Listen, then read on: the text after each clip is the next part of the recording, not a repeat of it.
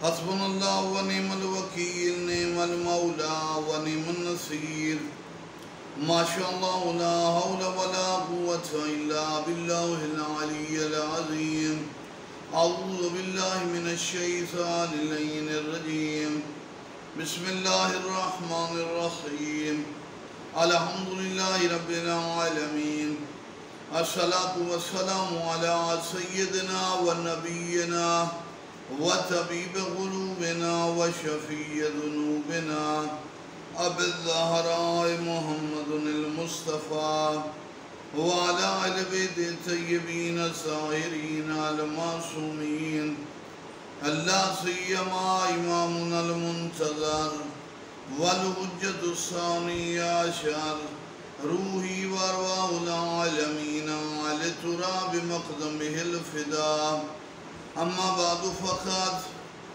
قال الحسین علیہ السلام انا صحابی اوفا من صحاب جدی و ابی۔ میرے آقا سلطان نینوا شہنشاہ غادریہ مظلوم کربلا امام حسین علیہ السلام کا فرمان ہے کہ میرے صحابہ میرے بابا اور میرے نانا کے صحابیوں سے زیادہ وفادار ہیں۔ اس کا مطلب یہ نہیں کہ ہم نفی کر رہے ہیں نبی اور علی مولا کے اصحاب کی، اس بات الشے نفی ما ادا نہیں ہوتی۔ بات یہ کہ کربلا والوں جس دکھ تکلیف بھوک پیاس اور پریشانی میں مولا حسین کا ساتھ دیا اس کی مثال پہلے نہیں ملتی۔ حبیب ابن مدار، مسلم ابن اوسجہ، زہیر ابن قائن، یہ ہیں وفادار، لیکن سب سے وفا کی بڑی مثال عباس ہیں۔ خدا درجات بلند کرے، میرے والد صاحب قبلہ فرماتے باقی سب با وفا تھے، عباس کشور وفا کا سلطان۔ عباس ابن علی جن کے متعلق گفتگو ہو چکی ہے، مزید کچھ جملے فاطمہ بنت حدام، ان کے نانا کا چوڑا سینہ اور بلند قامت سے بنی کلابیہ خاندان قد کاٹ کے لحاظ سے بڑے طاقتور لوگ تھے۔ بنی ہاشم تو پہلے نمبر پر تھے، تو سمجھے عربوں میں دوسرے نمبر پر شجاعت ایثار وغیرہ میں بنی کلابیہ تھے۔ تو جناب عباس ابن علی علیہ السلام کا قد بہت بڑا تھا کہ کچھ ایسے گھوڑے تھے، اتنے بڑے تھے کہ لوگ اگر ان گھوڑوں پر بیٹھیں تو گھوڑے اپنا سر اوپر کریں تو نظر نہیں آئیں گے، کتب میں نے پڑھا، لیکن عباس ابن علی اگر اس پر بیٹھیں تو سینے تک نظر آتے۔ بہت بڑا قد میں قامت میرے مولا عباس ابن ابی علی علیہ السلام کا۔ مولا کا جہاد، مولا کے کمالات،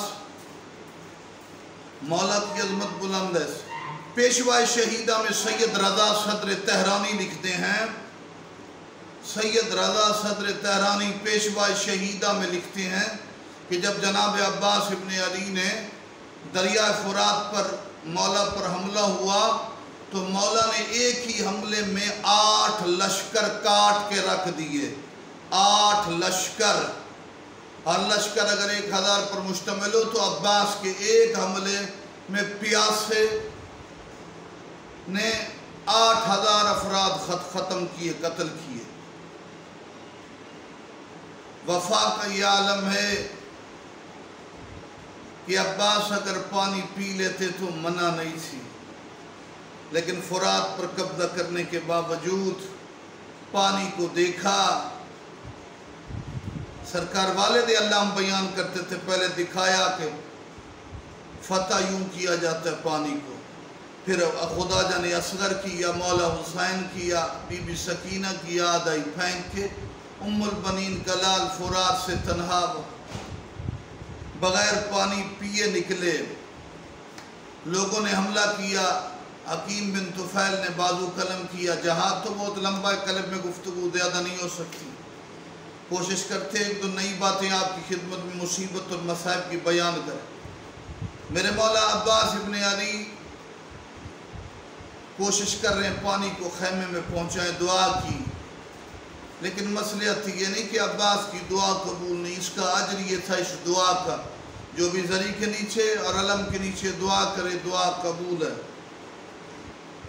صاحب صحاب الرحمت والا لکھتا ہے جب عباس ابن علی پر دھوکے سے وار کیا گیا، زین سے زمین پہ آئے، ایک آنکھ پہ تیر تھا ایک آنکھ میں خون، صاحب رحمت اللہ لکھتا ہے مولا کے بازو تو نہیں تھے، آقا نے تیر کو نکالا اپنے زانو جوڑ کے اپنے گھٹنوں سے۔ حسین نے پہلے بیان کیا علان انکسر ظہری، پھر مولا جب عباس کی لاش پہ پہنچے، آخری جملہ یہی کہنا چاہتے ہیں، عباس کی لاش پہ آغا حسین انصاریان نے جملہ کہا، تو میرے مولا نے عباس کی لاش پہ بیان کیا، عباس غازی تیری موت کا میرے اوپر وہ اثر ہے، اگر آج شام تک مجھے شامی نہ مارے تو تیری شہادت کے صدمے سے حسین خود ہی دنیا سے چلا جائے گا۔ حسین عباس کی لاش کو خیمے میں نہیں لے کر آئے، عموماً واعظین یہ پڑھتے ہیں، اس کی وجہ یہ ہے کہ میرے مولا نے کہا میری لاش خیمے نہ لے جانا، انی استحی من ابنتک سکینہ۔ ذکر العباس والے نے اور وجہ بیان کی، حسین اس لیے عباس کا جنازہ لے کر نہیں آئے، جہاں سے اٹھاتے عباس کی لاش ٹکڑوں میں تقسیم ہو جاتی تھی، اب وہ آنکھیں جو عباس کے پہرے میں سوتی تھی اب جاگتی رہیں گی، جو عباس کے خوف سے نہیں سو سکتے تھے فوجی اب وہ سوئیں گے۔ علی کی بیٹیوں کا سہارا عباس چلا گئے، اسی لیے بی بی نے کہا، بیویوں میں ضمانت دیتی تھی کہ میرا عباس ہے، میری ضمانت واپس ہے، عباس چلا گیا، زینب کا پردہ گر گیا۔